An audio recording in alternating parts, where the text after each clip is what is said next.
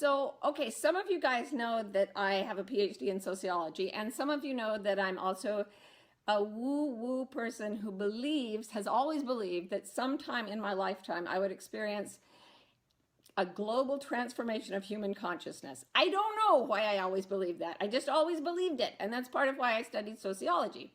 So, what I am is somebody who has woo-woo ideas and tries to test them scientifically. And I believe that we may be on the brink of, some authors have called it a kind of epidemic of awakening, that individuals may actually come into a state that is more enlightened and therefore create a better society than we've ever seen before. That is not what seems to be happening if you have checked the news at all. It kind of seems to be going the other way. But very often, it is at the extreme of one system that another system comes in. Like in Confucianist China, which was very rigid, you got the Taoists coming in to talk about a way of thinking that was incredibly fluid. So sometimes it's like shooting an arrow. When you pull way back in one direction, it shoots things forward in an opposite direction. So here's what I think is going to happen, and it pertains to you, so please listen. The way our society is structured right now is like a pyramid. Here is a pyramid that I made myself out of sugar cubes. And it represents the power structures that come from the ability to force, to amass wealth, to kill, to harm, to dominate. And this is the type of social structure that's been in existence all over the world for recorded history, okay? The more powerful, brutal, violent people take all the stuff, they get to the top, they get power, wealth, and status, and the people at the bottom end up growing the grain to feed the monarchs, and they starve, and they're miserable. And every society has pretty much been that way. Powerful elite at the top, miserable working poor at the bottom. And the sad thing is that when you go to revolution to overthrow it, which has happened all over the world in many places, many times, you get this awful thing where it just creates another pyramid. So when I was in China studying right after the Cultural Revolution, they used to have a joke. They'd say, you know, under capitalism, humans exploit other humans. But under communism, it's the other way around. Not so great. Like the communists didn't do any better a job than the landlords who came before them. So everybody has always known that there's something unfair and wrong about this, but everyone wants to get to the top. And right now we have a society of people who are desperately trying to get to the top, just like they always have. And it seems to me like it's getting weirder and more sordid and more awful. And I think a lot of you have been feeling that way. That's what I see on Facebook. That's what I see when I talk to people. So as a sociologist who believes in a transformation of consciousness, all my life I've been thinking, what would an enlightened society look like? Like if everyone was awake, what would it look like? What would the structure be? And what I came up with was it would be like this. It's just a pool of water, yeah? I colored it blue for you. So everything is completely equal. And every person is represented not as by their place on the pyramid, but by a stream of energy that flows into the pool. And it creates that ring of concentric circles of waves that go out. So everybody has waves of energy that come out from them. And everyone's wave energy interacts. And sometimes like a high energy meets a low energy and they cancel each other out. Sometimes two waves meet and they create something called constructive interference, where the goodness really goes beyond what either could accomplish on its own. So I thought, okay, this is it. It's a perfectly still flat pool, and we're all energy flowing into it, and our impact has to do with how authentic we are, how much of ourselves, our real selves, we are putting into this pool of goodness. And for a long time, I had the two in my head, and I thought, how do you turn a pyramid into a pool? How do you turn a pyramid into a pool?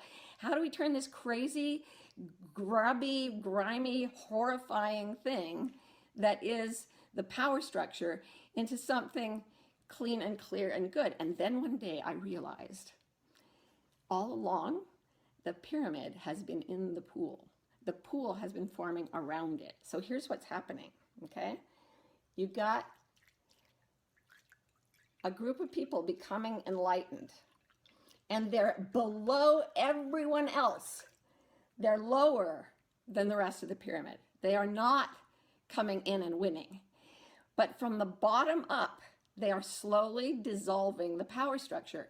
And the people who dissolve first, who give up the old way of being first, are the ones who have the least to lose. So they're on the bottom. They just absorb the people around them because they are made of inclusion and love. There is no conquering in this. The pool doesn't destroy the pyramid, it includes it. And it makes it into something clear and fluid and sweet. And the people at the very top of the pyramid are the last ones to know what is going to happen. This will not be a revolution, this transformation. It will be a dissolution. It will be an inclusion. And how do we bring it about? We dissolve the rigid power structures, the fear-based, needy, hungry, violent parts of ourselves. We dissolve that into the sweetness. And we do it by reaching inward to the heart instead of obeying the ego. In Asia, they say the mind is a wonderful servant, but a terrible master. And the heart is the master that the mind should be serving. How does the mind serve the heart? One word, art. Well, a number of ways, but art is the primary one. There are certain people who breathe in their own authenticity. They go inside, they dissolve the obstacles to their own clarity, their own illumination.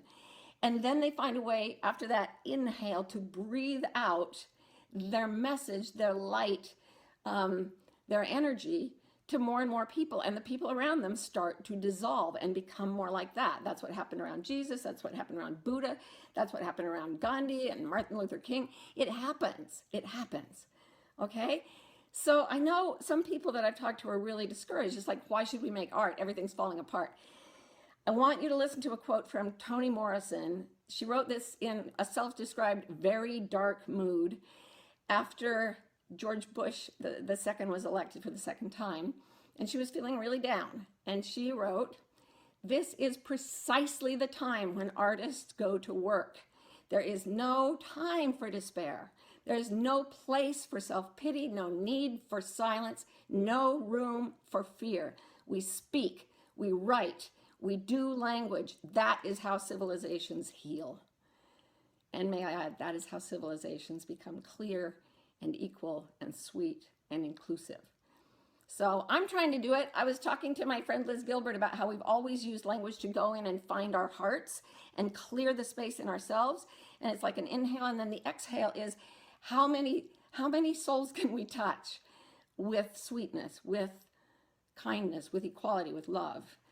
And we're doing a writing course on that. You can see it in the link under the video. And this is part of what it means.